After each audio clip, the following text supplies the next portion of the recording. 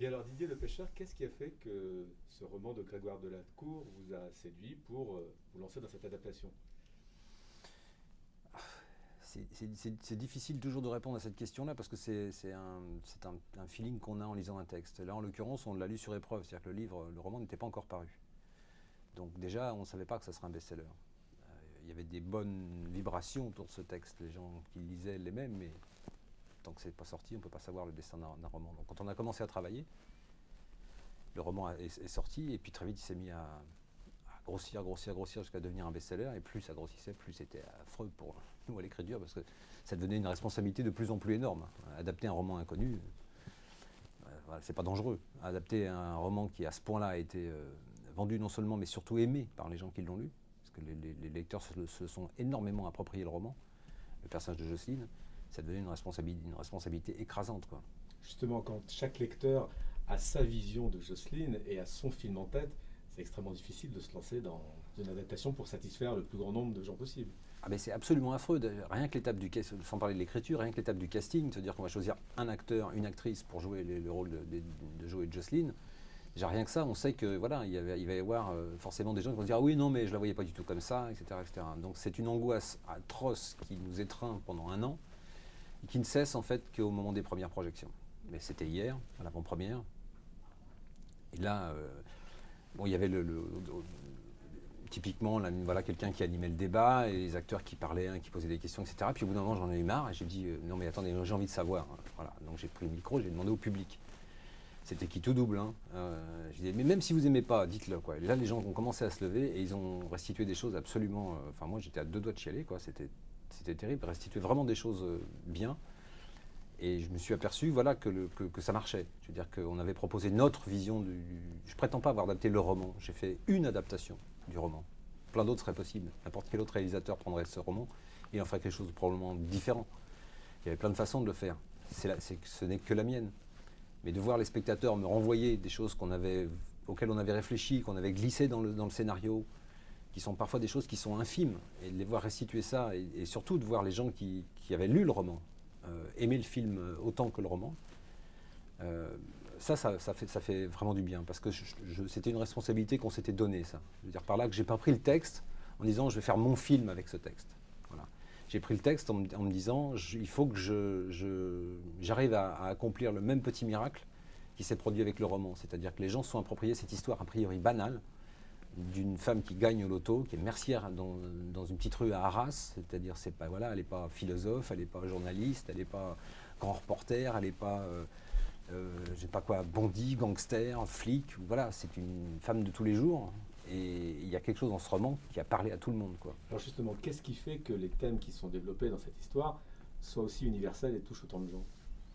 Parce que je pense que la philosophie de Jocelyne dans sa petite mercerie, elle est bien plus universelle que celle d'un universitaire qui réfléchirait au sens de la vie.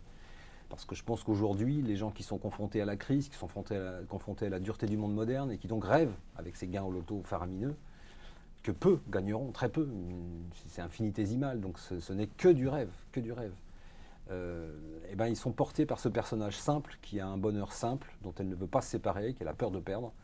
Et je pense que les gens s'identifient à ça plus facilement. Et je pense d'un autre côté qu'il y a beaucoup plus de choses à apprendre en ce moment de ces gens-là qui sont confrontés à la dureté du quotidien que de ceux qui réfléchissent dans des bureaux à l'Élysée ou ailleurs, qui sont loin du monde réel. Ces gens-là, ils sont confrontés à des choses très terre à terre du quotidien, mais qui forment un quotidien qui est leur petit bonheur à eux. Et si, ma foi, comme je l'ai dit dans une interview, ils sont très contents et très heureux de partir en camping à Bormes-les-Mimosas, je ne vois pas en quoi ça serait moins intéressant, moins sexy, moins bien que de partir une semaine aux Maldives ou à Miami ou en croisière sur un yacht. Je veux dire, il y a pour elle, pour Jocelyne, cette petite mercière d'Arras, perdre sa vie avec son mari, ses enfants, sa boutique, sa clientèle, c'est un risque aussi gros que pour un financier de perdre sa fortune. Voilà. C'est un film, enfin, c'est une histoire. Excuse-moi, juste le micro a bougé en fait. Pardon. Chemise et du coup, on entend trop de frottements. Excusez-moi. Je vous en prie. C'est bon? C'est bon? C'est une histoire qui va quand même à contre-courant de cette société dans laquelle on vit, où on a tous envie de gagner au loto, d'avoir beaucoup d'argent, d'avoir une vie meilleure, plus riche. Oui, évidemment, on a tous envie de gagner au loto, mais ce que raconte le film, c'est attention, c'est pas si simple que ça. C'est pas parce que d'un seul coup une énorme masse d'argent va arriver que tout va rester comme avant en mieux. Des choses vont être mieux, d'autres vont être moins bien. Et c'est le bon sens qu'elle a, elle, Jocelyne, dans sa mercerie, c'est de se dire, ok, je vais gagner plein de choses, mais qu'est-ce que ça va me faire perdre? Et c'est à cause de cette peur de perdre ce qu'elle a qu'elle va taire ce gain. Mais c'est aussi parce qu'elle tait ce gain que d'autres choses vont se produire. C'est-à-dire par là qu'on est sur une route, on est obligé d'avancer. Je veux dire, on ne peut pas s'arrêter sur la route de notre propre vie, on ne peut pas s'arrêter. Donc, quelle que soit la décision qu'on prend, ça a des conséquences. Elle prend la décision dont elle pense qu'elle est la meilleure possible, mais en essayant de préserver certaines choses, elle en brisera d'autres. C'est quelque chose d'assez inéluctable. Mais moi, ce qui m'intéresse là-dedans, c'est l'intelligence avec laquelle elle réfléchit à tout ça. Ce n'est pas la question habituelle. Bien sûr qu'elle se la pose. Qu'est-ce que je ferais, qu'est-ce que je pourrais faire, puisque c'est la liste de ses envies, avec 18 millions. Mais sa réponse à elle, c'est je vais m'acheter un nouvel économe, et ça la fait bien rire. Je vais refaire le salon. Alors oui, je vais quand même offrir un gros 4x4 à Jo, mais je vais aussi lui offrir l'intégrale de James Bond en DVD. Voilà.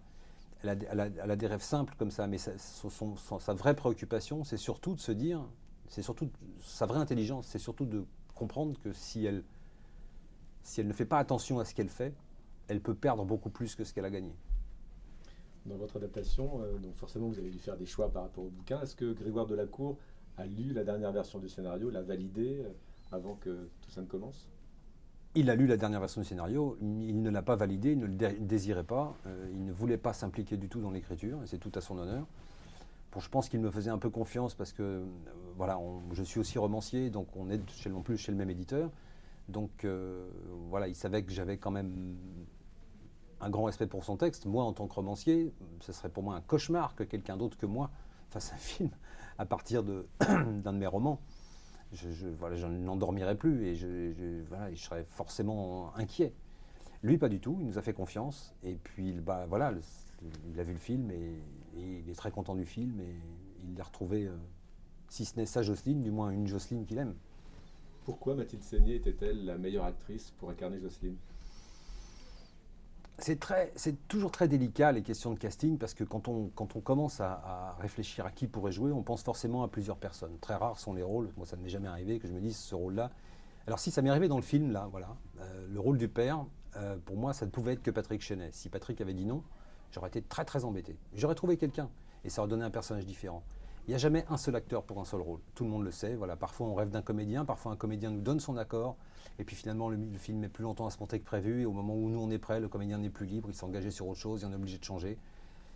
Mais bon, mon vieux professeur disait toujours de la contrainte naît la création, et en fait, chaque fois que j'ai dû changer un rôle pour un autre dans un film, parce que l'acteur n'était plus disponible, etc., finalement, ça s'est avéré une bonne chose. Je veux dire par là que voilà, c'est quand j'ai rencontré Mathilde, je ne savais pas encore si ça allait être elle, la mère Sadaras, parce que j'avais comme tout le monde l'image de Mathilde Seigner, actrice, avec tout ce que véhiculent les médias, tout ce qu'on a pu entendre, la soirée des Césars, enfin toutes ces conneries. Et puis quand j'ai rencontré Mathilde, en vrai, j'ai déjeuné avec elle, j'ai juste vu Jocelyne, c'est-à-dire une petite bonne femme qui ne se pose pas 40 000 questions, qui dit « moi ça me plaît, j'ai envie de le faire ». Voilà. J'ai envie de faire ce truc-là, ce rôle-là, il est pour moi, je le sens bien, j'ai envie de le faire. Et puis on en a parlé, et puis quand je suis sorti, je me suis dit, bon bah oui, c'est vrai que c'est elle. Voilà, c'est elle. Alors peut-être qu'une autre actrice aurait pu jouer le rôle, mais ça aurait donné quelque chose de très différent. Et à l'arrivée, moi je suis très content que ce soit Mathilde. Voilà. Parce que je pense que ça fait longtemps qu'on ne l'avait pas vue comme ça. Je pense qu'elle porte vraiment le film, qu'elle le porte très simplement, exactement comme est le personnage dans le roman. Voilà, je pense que Mathilde, c'est quelqu'un qui incarne, pour beaucoup de gens, je pense, d'où son côté très populaire, au bon sens du terme. Mais d'ailleurs, il n'y a pas de mauvais sens au mot populaire, mais bon, voilà, elle est très proche des gens, en fait. Elle le dit très bien, elle dit moi, ça marche dans les films quand j'ai un métier. Elle était très contente d'être mercière, super contente. On l'a envoyée en stage, elle a appris des trucs, elle avait pris plein de notes, comme un élève qu'on envoie faire voir des gens pour faire un exposé après à l'école. Elle est revenue, elle m'a montré son carnet, elle m'a dit, t'as vu, j'ai pris plein de notes, alors regarde, je sais ce que c'est qu'un truc, un machin, j'ai tout oublié, moi. Mais elle savait. Elle était super contente d'avoir quelque chose à faire. Et elle n'adorait rien tant que... Moi, je déteste dans les scènes quand les acteurs se contentent de parler sans rien faire. Donc, systématiquement, je préviens les acteurs au début, je dis, je vous préviens, là, vous avez une scène avec 4 pages de texte, mais ne croyez pas que vous allez être assis, que vous allez vous regarder, qu'il suffit de savoir le texte par cœur et de bien le jouer. En même temps, vous allez faire la vaisselle. En même temps, vous allez laver votre voiture. En même temps, vous allez monter les escaliers, descendre les escaliers, remplir le frigo, faire tout un tas de trucs. Et elle adorait ça. Et donc, chaque fois qu'il fallait, dans la boutique, jouer à la marchande en même temps que jouer les scènes, elle était super contente. Et en fait, très vite, voilà, quand elle rentrait je la voyais arriver dans sa mercerie avec son petit costume, et voilà, c'était Jocelyne. C'était Jocelyne. Moi, aujourd'hui, je ne vois plus d'autre Jocelyne qu'elle. Le choix de Marc Lavoine pour incarner son mari est beaucoup plus audacieux. Oui, alors j'avais un problème par rapport au personnage de Jo, c'est qu'il fallait justifier le fait, la raison pour laquelle, malgré tout ce qu'il avait pu lui faire dans le passé, elle était toujours avec lui, et non seulement toujours avec lui, mais toujours très amoureuse. Donc il fallait quelqu'un qui, a priori, qui soit plausible pour une spectatrice, parce que je pense que c'est surtout elle qui s'identifieront à Jocelyne, et donc qui se poseront la question de se dire, mince quand même, malgré tout ce qu'il m'a balancé dans le passé, ce type-là, je l'aime toujours, il me fait toujours craquer, quand je le regarde, je fonds, etc. Donc il me fallait un beau gosse, quoi. Un beau gosse, c'est quelqu'un qui ait cet impact-là auprès du public féminin. De ce point de vue-là, Marc était un très bon choix. Après, le risque, c'était évidemment Marc Lavoine chanteur, Marc Lavoine ouvrier, dans le nord de la France. Oui, mais bon, on oublie voilà, que Marc est aussi un acteur. Et je pense que pour la première fois peut-être, ou en tout cas depuis longtemps, il a vraiment fait l'acteur, c'est-à-dire qu'il s'est coulé dans la peau d'un personnage qu'il n'est pas. Et c'est vrai qu'on a vu hier les réactions des spectatrices dans le film. Elles étaient toutes estomaquées par son jeu, et en même temps perturbées parce que c'était pas Marc Lavoine qu'elles voyaient, c'était Jo. Et c'est très troublant parce que je crois que Marc, enfin, il vous le dira peut-être mieux que moi, mais je pense que pour lui, c'est une étape importante parce que c'est devenu véritablement un acteur. Peut-être pas dans mon film, hein, mais en tout cas pour mon film-là, il s'est vraiment glissé dans la peau d'un personnage qu'il n'est pas du tout. Et il a fallu qu'on aille chercher, lui et moi, très loin dans nos racines. Lui, on vient du même milieu, donc pour aller rechercher, voilà, moi, mon père, lui, le sien, des choses qu'on avait pu vivre dans notre enfance, et qui pouvaient ressortir, qui pouvaient nourrir le personnage, nourrir sa violence. Lui, accepter de se montrer tel qu'il ne se montre pas d'habitude. Il y a une scène dans le film où il est extraordinairement violent, et c'est une scène qui a impressionné tout le plateau quand on l'a tourné, parce que d'un seul coup, ce type adorable, très gentil, avec une voix très douce, est devenu terrifiant, et vraiment terrifiant. Donc c'était un vrai grand bonheur. Vous avez travaillé souvent avec des chanteurs, parce que vous avez réalisé pas mal de clips. Oui. Est-ce que vous aviez eu l'occasion de bosser avec Marc? Non, j'avais jamais encore tourné avec Marc. J'aurais pu à l'époque où je faisais beaucoup de clips. C'est vrai que lui en faisait aussi. On s'était jamais vraiment rencontrés. Il y a un truc qui m'a marqué chez lui, sur sa façon de travailler, c'est qu'il y a une très grande scène dans le film dont il ne faut pas trop parler parce que ça dévoile un peu la fin du film, mais en tout cas une très grande scène difficile qu'il porte à lui tout seul. Il a 4 pages de monologue, quoi, et qu'il devait donner dans des circonstances très différentes et très, très difficiles. Et on avait travaillé ensemble, on avait répété cette scène, je lui avais donné des indications très précises. Et je le voyais prendre des notes, comme font souvent les comédiens, mais ce que j'ai compris, en fait, quand il m'a ensuite sur le plateau restitué cette scène, c'est qu'il l'avait vraiment annoté comme un musicien, c'est-à-dire qu'il avait noté la musique que j'attendais de cette scène. Et il me l'a restitué comme un musicien, c'est-à-dire il me l'a vraiment restitué avec voilà, les variations de tempo, les intonations, enfin, c'était assez impressionnant. Impressionnant. Mais oui, j'aime bien les chanteurs. Dans un film précédent, j'avais fait jouer la comédie à Zazie pour un petit rôle. Elle voulait jamais le faire, mais elle avait accepté de le faire pour moi. J'ai même filé 2 rôles, du coup. En fait, autant que les comédiens que moi j'adore, il y a les gens que j'adore. Et Marc en fait partie maintenant. Et à chaque fois, j'essaie de constituer des familles sur mes tournages. Et très souvent, d'ailleurs, les familles qui se constituent sur mes tournages finissent par faire autre chose. J'avais fait il y a longtemps un film avec Jean-Marc Barr et Elodie Bouchez, et ils ont fini par faire tout un tas de films ensemble derrière. Voilà, j'ai beaucoup de tendresse en fait, parce que je ne comprends pas comment on peut avoir envie de faire comédien. Je trouve ça, j'ai essayé une fois de jouer la comédie, je trouvais ça terrible, insupportable de devoir être quelqu'un d'autre devant une caméra. Donc j'ai beaucoup de respect pour ce courage-là, qui n'en est peut-être pas pour eux, mais pour moi c'en est. Donc quand j'ai un comédien qui à la fois travaille très sérieusement et en plus est un bon camarade dans la vie, sur le plateau, j'ai tendance à, voilà, je me constitue une famille. Alors ça devient de plus en plus difficile maintenant que j'ai quand même fait pas mal de films, parce qu'à chaque fois que j'en commence un nouveau, je me dis bon, alors qui je vais reprendre? Là, la liste s'agrandit, j'ai jamais autant de rôles pour ça. Donc. Est-ce que vous diriez que La liste de mes envies est un feel-good movie? Est-ce Est-ce qu'on peut le ranger dans cette catégorie de film? La question, je sais bien d'où elle vient celle-là. Feel good movie, c'est un terme que j'aime pas beaucoup. Je pense qu'aujourd'hui, les gens vont au cinéma. Oui, sans doute. Enfin, moi, en tout cas, j'ai envie de leur faire du bien.